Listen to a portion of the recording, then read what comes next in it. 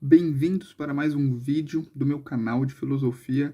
E, bom, o vídeo de hoje, como também todos os anteriores vem sendo, ele é mais um resultado de uma enquete que eu fiz no Instagram sobre o que vocês queriam ver para o próximo vídeo. Então, como sempre, eu sempre digo, o Instagram está aqui na minha descrição, vai lá, eu sempre faço lá uma comunicação mais direta com as pessoas que me seguem, fazendo enquete, perguntas, enfim. E, bom, eu tinha colocado se vocês queriam ouvir eu falar sobre Clube da Luta ou sobre Matrix. Dois filmes aí que tem uma carga filosófica, psicológica muito forte e que tem muito a ser discutido sobre. E, bom, eu queria que desse Clube da Luta, porque eu gosto muito mais de Clube da Luta, mas deu Matrix. Futuramente eu faço de Clube da Luta também, até porque teve gente que veio falar pessoalmente comigo, pedindo, não, faz de Clube da Luta que é muito melhor. E deu vontade mesmo, mas bom, vamos pela democracia. Primeiro, Matrix. Esse vídeo aqui não vai ser muito mais uma interpretação minha do filme, porque isso aqui não é um canal sobre filmes e cinema, mas assim, eu vou fazer uma comunicação entre a filosofia e aquele conceito de Matrix, certo? Que inclusive não é um conceito criado pelos desenvolvedores do filme, esse conceito ele já existia em outras aparições, digamos, né? Ou a própria caverna, o mito da caverna, né? Do Platão, ele é como se fosse uma Matrix, e eu vou explicar aqui essa comunicação que a gente pode fazer da filosofia com o filme Matrix e como isso também pode nos ajudar a entendermos um pouco mais como que a realidade em si funciona, e não só a realidade como um todo, mas a realidade em suas particularidades, né? Seja na economia capitalista, seja nas relações que eu tenho com as pessoas, e se aquilo que eu estou vivendo é realmente uma realidade ou não, né? E aí a gente entra nas loucuras de filosofia que sai perguntando o porquê de tudo. Bom, para que a gente consiga entender um pouquinho de onde que vem esse conceito de Matrix, não né, no campo da história da filosofia, lá com Platão, etc., mas no que diz respeito ao filme mesmo, tá? Então, tipo assim, existe uma história que precede a história do filme, aqui eu tô falando do primeiro filme, tá bom?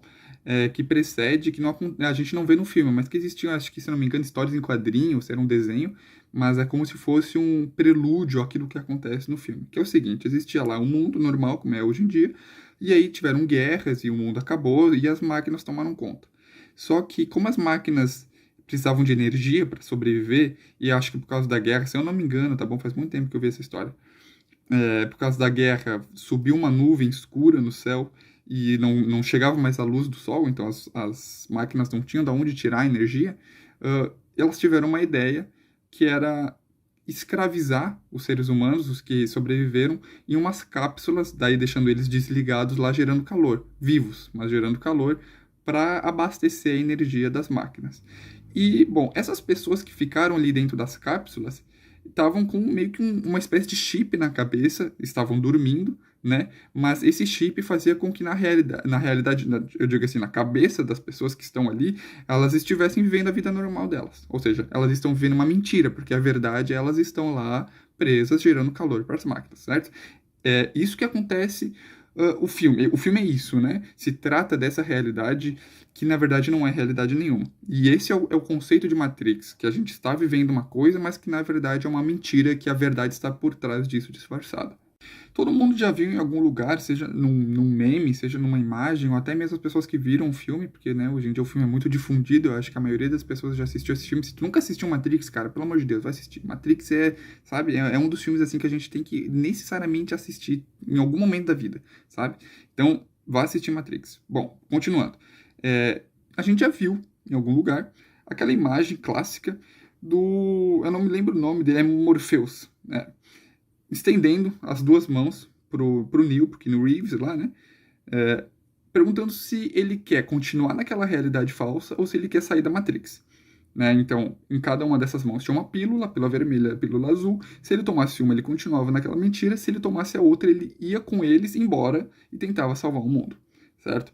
Então, bom, isso aqui a gente claramente consegue fazer uma comunicação tanto com a nossa vida particular, seja quando a gente faz uma análise, não uma análise assim, mas quando a gente olha para o mundo, entende? Quando a gente tenta interpretar o mundo, principalmente nesse mundo moderno que nós vivemos hoje, pós-moderno, né? De redes sociais, enfim, onde a gente vê muita gente que vive dentro de uma superficialidade, ela sabe que ela está dentro de uma superficialidade, mas quando as pessoas falam para ela assim, mas cara, vai, sabe, tente se aprofundar mais, tente ser mais que isso. As pessoas não querem, elas gostam de manter as aparências, entende? Então, isso aqui foi um exemplo que eu dei, mas a gente conhece muita gente que vive de aparências, certo?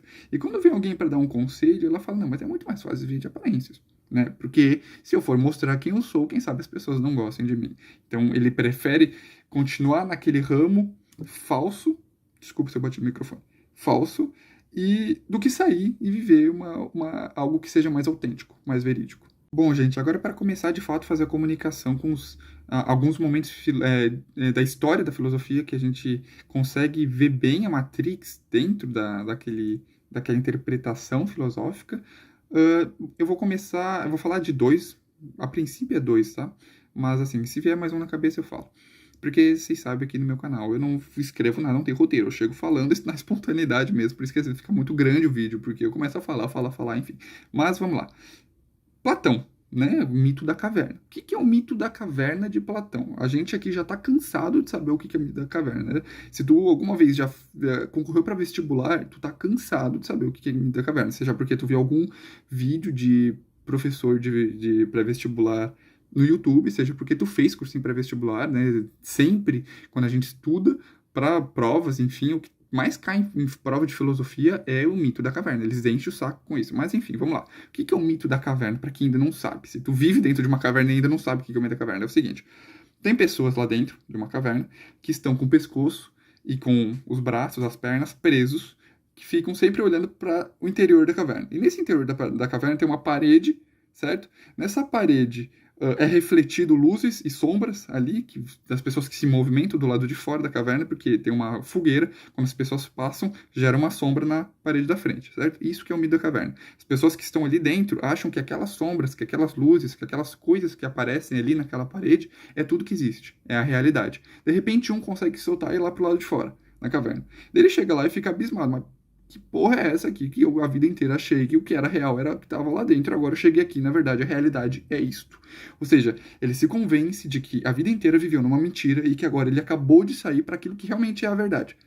Né? A gente não precisa nem falar que tá a Matrix aí, né? Aliás, é o mito da caverna que está no filme Matrix. A mensagem de Platão com este mito, com esta analogia, com esta metáfora, é simples, tá? É uma coisa muito simples quando a gente estuda a vida de Sócrates e vai ver o que é o mito da caverna. Já dá para fazer um paralelo para entender o que é e o que ele está dizendo. Por que existe Sócrates e o mito da caverna sempre um associados ao outro, certo? É o seguinte, Sócrates, quando ia lá, eu já fiz até um vídeo sobre isso, tá bom? Eu vou deixar no card aqui em cima. Quando Sócrates ia conversar com os jovens de Atenas, os jovens eram muito convencidos, como se soubessem de tudo. Ah, eu sei disso, eu sei daquilo. O homem é a medida de todas as coisas, eu faço minha verdade. Se para mim é isso, então é e acabou. Entendeu? E aí o Sócrates ia lá e questionava, mas não é bem assim. Por que tu acha isso? Ah, mas por que tu acha isso? E aí ele só fazia pergunta. Ele não, se tu pega um diálogo de Platão, Sócrates só faz pergunta para as pessoas que estão ali. E com as perguntas que ele vai fazendo, ele vai quebrando as pernas daqueles que estão ali, dos interlocutores. Entende? Porque as pessoas eram muito convencidas. E ele fazendo pergunta ia quebrando as pernas das pessoas. Entende? E isso era maiêutica. O que é maiêutica? É do grego parto. Entende? Então, a mãe de Sócrates era uma parteira e ele tirou esse termo para falar que ele vai dar parto a uma nova ideia. Mas como que ele dá parto a uma nova ideia? Fazendo perguntas, questionando. E a pessoa que está sendo questionada, que está sendo posta contra a parede, assim ela se vê obrigada a se questionar e quando ela se questiona, cai a ficha. Eu estava errado. Ou eu estava equivocado e agora eu vou me aprimorar. A lição que o Platão ele quer passar, no fim das contas, é nunca estar 100% convencido daquilo que tu acha, certo? E aí a gente entra naquele só sei que nada sei. Por quê que eu só sei que nada sei? Porque quanto mais eu sei, quanto mais eu entendo como as coisas funcionam, mais eu me dou conta de que falta saber coisas. Que o universo é gigantesco, que existem milhares de mistérios, que eu não sei como que as coisas funcionam. Porque cada vez que eu sei mais eu percebo que falta saber coisa. Entende? Então, quando eu me convenço, não, é isso e acabou. Eu estou sendo ignorante. Entende? Eu estou me convencendo de algo que daqui a pouquinho, com o avanço do saber, da ciência, vai mudar e eu vou me ver metamorfoseado em alguém ignorante que naquele momento que eu afirmei que era daquele jeito e ponto, eu era um idiota que estava me precipitando, entendeu? Numa decisão que em última análise, ali depois que já foi descoberta a evolução daquele saber, mudou completamente e eu fiquei por bobo. Entende? Então, esse é a lição de Sócrates. Sempre se questionar, sempre se fazer pergunta. E nunca achar que aquilo que tu tá vendo, aquela sombra que tu tá vendo ali na parede da caverna, é a realidade. Sempre tente sair, sempre tente ir além. Entendeu? Esse é a lição do Platão com o mito da caverna, sem querer entrar naquela teoria das ideias, da matemática, do saber absoluto, enfim, não é nada disso, tá bom? Mas aqui é mais uma comunicação mesmo com o filme Matrix e da onde que vem um pouquinho daqueles conceitos que o filme trata, certo? Vamos para o próximo filósofo, então. Um outro filósofo que também, não que ele tenha feito a mesma coisa que Platão, criando ali uma metáfora, né, uma analogia para fazer com que a gente entendesse o que ele está querendo dizer, mas que com a teoria dele, não com a teoria, né, mas com as ideias ali dele, a gente consegue sim fazer um paralelo entre esse negócio de estar vivendo algo que eu considero real, mas que na verdade não é real, porque ele pode cair por terra, sendo quando a gente tira uma pecinha ou outra daquilo que está acontecendo, o resto todo cai como se fosse um prédio, né, quando a gente quebra as bases, cai o resto todo, certo? Então, esse outro filósofo, que inclusive para quem acompanha o canal já deve ter percebido que eu gosto bastante, é o Marx, tá? Karl Marx. Agora, tu que já estudou Karl Marx vai me perguntar, mas que porra de Matrix que ele tem na filosofia dele? É o seguinte, gente, quando a gente pega para estudar os Grundrisse, ou o Capital, do Marx, ele deixa claro como cada sociedade, cada modo de produção, cada maneira de se relacionar socialmente em períodos históricos, e às vezes no mesmo período histórico, várias comunidades diferentes que estão ali vivendo ao mesmo tempo, né? Eu digo ao mesmo tempo ali no mesmo ano, na mesma data, como tudo isso é influenciado pelas relações de produção, produção material, certo? A riqueza, enfim.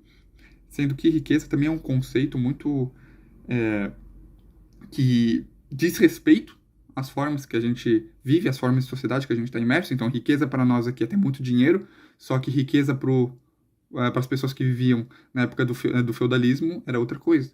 Riqueza para os gregos de Atenas era outra coisa. Se algum dia no futuro existir uma outra comunidade, uma outra sociedade, um outro modo de produção, riqueza vai ser outra coisa. O que eu quero dizer com isso? Que os conceitos que nós temos na cabeça, as ideias que nós criamos, a vida que nós temos, as relações que nós travamos, tudo isso é fruto do quê? Do modo como a sociedade se comporta. Só que, para o Marx, a sociedade, a posteriori, ela é determinada pelos modos de produção a priori, certo? Então, como o modo de produção é dividido, como o processo de produção material acontece na sociedade, ele é determinado por como a sociedade se comporta. Então, a sociedade se comporta de uma maneira e ela produz por conta dessa maneira que ela se comporta. Só que ela produz isso aqui por causa desse, e esse acontece por causa desse. E a gente vê aquela lógica hegeliana de um influenciar o outro, só que esse outro só existe por causa desse um. E a gente vê a síntese dos opostos, certo? Que é jogado para frente e as coisas se modificam, se determinam, se aprimoram, certo? Porém, o que eu quero dizer com isso? O que isso tem a ver com Matrix? Que tudo que nós pensamos, tudo que nós vivenciamos, a camiseta que eu tenho, os livros que eu tenho ali atrás, a minha casa, tudo, esse celular que eu estou usando, tudo isso cria na minha mente uma estrutura psicológica que é influenciada justamente por todas essas coisas. Só que todas essas coisas, quando eu saio ali para fora, não existem outras coisas, entende? Então, assim, em última instância, a sociedade capitalista, que é a que nós vivemos e nós não conhecemos nenhuma outra, porque nós nascemos e vamos morrer nesta sociedade, neste modo de produção, faz com que nós tenhamos uma impressão do mundo tal como nos dada pelo modo de produção. Em outras palavras, se eu tento pensar o mundo para além da sociedade capitalista, eu vou tratar de conceitos abstratos, com movimentos históricos, mas não vou ter na pele, não vou sentir, não vou saber como é que é. Ou seja, quando eu olho para fora, quando eu tento ir além disso dessas correntes que me prendem, eu só vejo vultos, eu só vejo conceitos abstratos, entendeu? Por quê? Porque nós estamos tão presos dentro dessa realidade que é muito difícil sair dela. É muito difícil pensar para além, entende? Então, uma coisa um exercício que tu pode fazer aí é o seguinte: faz um teste com, sei lá, 20 pessoas e pergunta para elas assim: tu quer ser rico? Tu vai ver que a maioria das pessoas quer ser rico. Mas por que ela quer ser rico? Porque ela nasceu com uma vontade inata de ser rico? Ou porque a sociedade colocou na cabeça dela que se ela for rica, ela vai se dar bem na vida? Entende? Então, essas coisas, essas ideias que nós criamos, essas vontades que nós criamos, não são vontades nossas. Não são vontades que nascem com a gente, são vontades impostas pela realidade. E eu te pergunto, até que ponto nós somos o que somos, ou somos aquilo que nós somos influenciados a ser? E aí a gente vê a Matrix. A gente não vive uma realidade, a gente vive algo que nos impõe, algo que nos é imposto, quase que à força. Bom, mas aí tu pode me falar, realmente, tudo tá certo. A gente não é nada, a gente só é aquilo que nós somos influenciados a ser. Mas é isso aí, a realidade é isso, eu não tenho o que fazer. A certo ponto, sim. Só que eu insisto na questão da Matrix, por quê? Existe um fetiche na gente, voltando àquele o fetichismo das coisas, que é sempre dar uma importância absoluta para aquilo que nos é tocado. No sentido de que aquilo que nós sentimos, aquilo que nós vemos, aquilo que nós temos por verdade, por certo, por cima, por baixo, entende?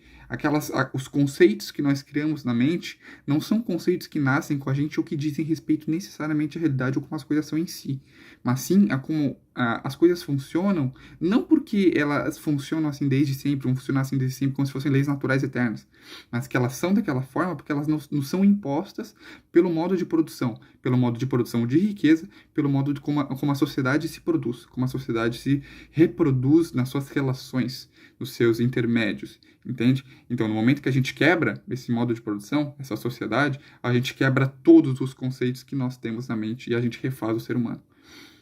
Para quê? Para onde? O que ele vai ter na cabeça agora? Não dá para saber. Mas que o que nós pensamos é influenciado pelo modo de produção, é isso que nos diz Marx. E essa é a matrix marxista. Eu estava pensando em falar também sobre aquela questão do em si e do para si do Sartre, que diz muito respeito também de nós, muitas vezes, ser algo. Por exemplo, eu sou garçom, trabalho como garçom. Só que esta frase, eu sou um garçom, é mentira, porque se eu for demitido, eu não vou mais ser um garçom. E aquilo que em si, aquele ser, aquela coisa estática que não muda, que é o em si, né, que é a essência da coisa, ela se vê não espelhada na função que eu exerço, nas relações que eu travo, mas em outro, certo? Em uma outra coisa que não vou entrar aqui no discurso hoje. Então, o negócio do Sartre seria isso, né, de que a gente sempre se vê em relações, em trabalhos, em formas de relacionamentos que, quando muda toda a nossa realidade sobre a coisa. Então, a gente se vê durante toda a vida entrando e saindo de Matrix. E tem a questão da má fé, da boa fé no Sartre também. Mas para não ficar o vídeo muito grande, já até dei um pouquinho uma prévia aqui, eu não vou falar disso aqui hoje, tá? Então, caso tu queira que eu fale do Sartre, inclusive é um filósofo que eu tô aqui já para falar, faz um tempinho, mas, bom, né, a gente vai adiando. Então, se tu quer que eu fale de Sartre, da psicanálise existencial também, deixa aqui nos comentários. Se ficou alguma coisa que tu teve dúvida, que tu não entendeu, só deixar aqui também. Se tu tem alguma ideia de vídeo, alguma coisa que tu queira me ouvir falar, deixa aqui também, certo? Qualquer coisa, eu vou responder e eu gosto também da interação de vocês, certo? Então, caso tu tenha gostado do vídeo, deixa o like. Caso tu não seja inscrito ainda, se inscreva, certo? Eu tenho um Instagram aqui embaixo, como eu já disse no início. Me segue lá para ter uma comunicação mais direta comigo e votar no que vão ser os próximos vídeos, tá bom? Então, espero que tu tenha gostado e é isso. Até uma próxima. Abraço.